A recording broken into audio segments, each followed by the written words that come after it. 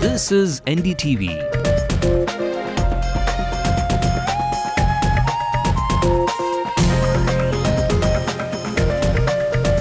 And you're watching NDTV Hindu.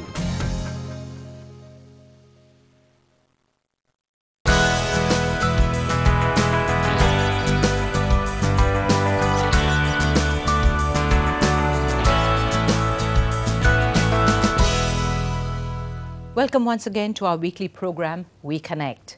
My guest today is a very old friend, Prakash Swamy, a veteran journalist of 35 years. He worked here in India for many, many years in all of the leading publications in the South, as well as with India Today, with The Hindu, and with Junior Vigadan. 14 years ago, he took off and went to New York, from where he still continues to operate as a journalist.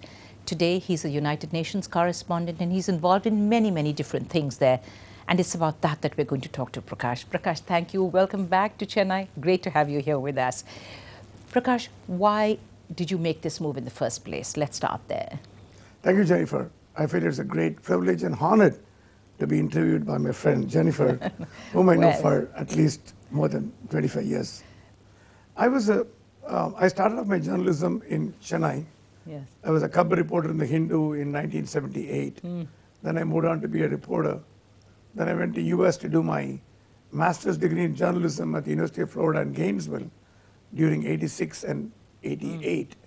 Thanks to the Rotary Foundation, the scholarship helped me to go and to see the world of journalism in the US. So I came back promptly to The Hindu because I took a 2-year leave of absence, and I continued my career. Then at 1997, I got a call from Mr. Gopal Raju, who was the editor and founder of India Abroad, which is a premier publication of non-residents Indian in the New York area. And he had a crisis because the couple of editors have left, and he said, "Can you take your flight and come tomorrow morning?" I said, "Mr. Raju, I need to have some time to come to New York because I have commitments." At the time, I was the executive editor of Junior Vigadan in Tamil Nadu, and I had my complete 4 years of my tenure.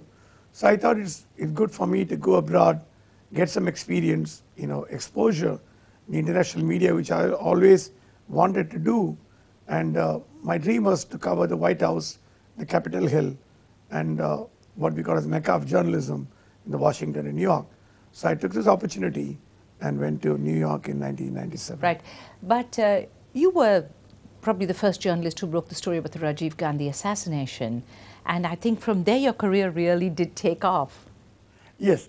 I was basically a cub reporter, covering the mortuary, covering the local meetings of Lions Club, Rotary Clubs, and the governors, the usual beat reporter. The usual beat reporter. Until 1991, when I got a call that night from Dr. Chokkalingam of Devaki Hospital that Rajiv Gandhi was no more, and he was killed in a bomb blast.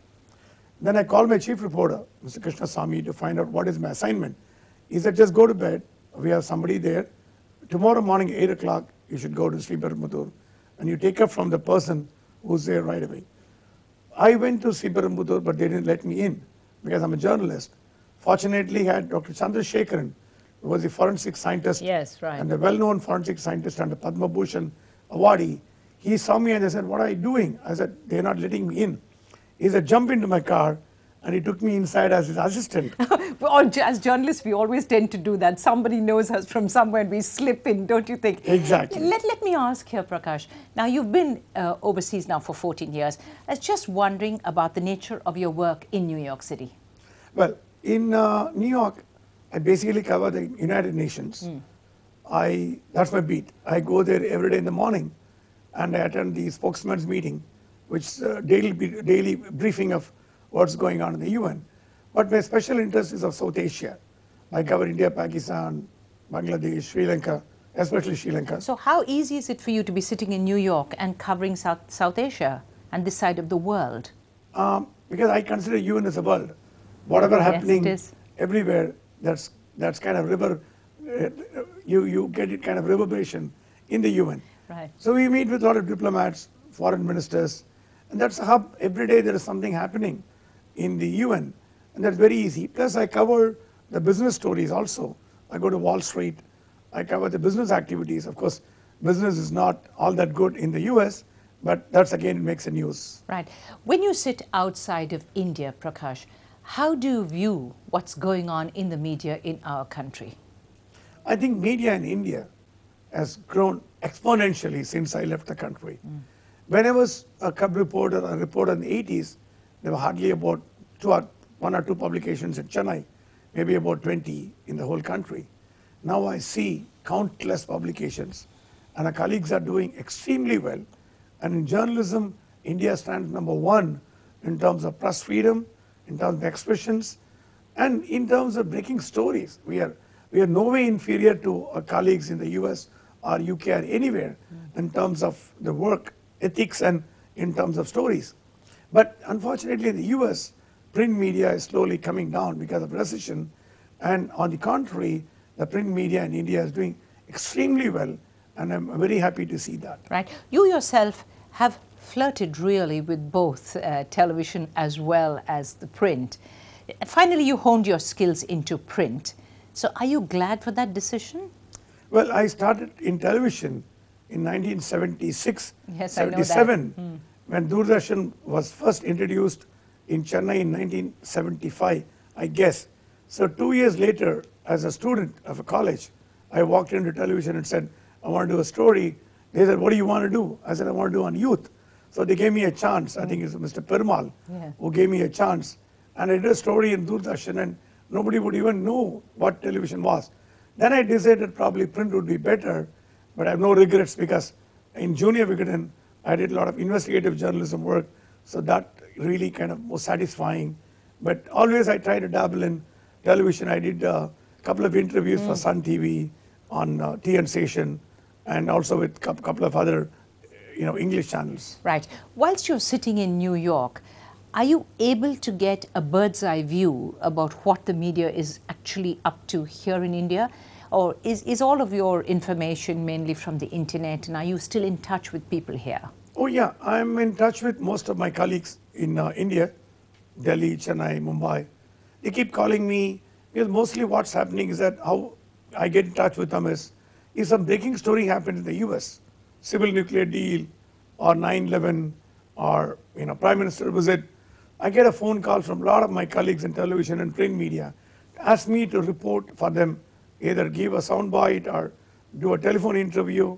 That way I'm in touch with my colleagues, and so that it doesn't stop with that. After that they call me, hey, what's happening? And when they come to New York, they come and stay with me, I take them out. That way I get an idea of what's going on here, and I'm always in touch with my colleagues, though I would like to be in touch with many more of my friends, but at least I'm in contact with them. Of course, Prakash, the world is such a small place these days, is it not? Absolutely. Right.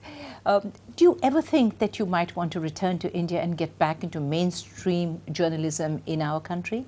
Well, I've completed about 35 years of journalism. Do you think you've had enough? I don't think I'm capable enough to compete with my younger colleagues who are doing a much better job in India in both print and television media. I'm slowly branching off into teaching. I'm on the board of directors of the Indian Institute of Journalism and New Media in Bangalore, which is one of the premier journalism institutes connected with the Columbia University. Right. They share the syllabus, so I go and teach maybe once in a year, a couple of courses. So probably I plan to come back to India in 2-3 years. At some point of time. So, right. And then take up some kind of teaching or mentoring students. Okay. Rather than actively involved in the... Right. We'll take a very short break here and reconnect, and then get right back to this discussion that we're having here with my very old friend, Prakash Swamy.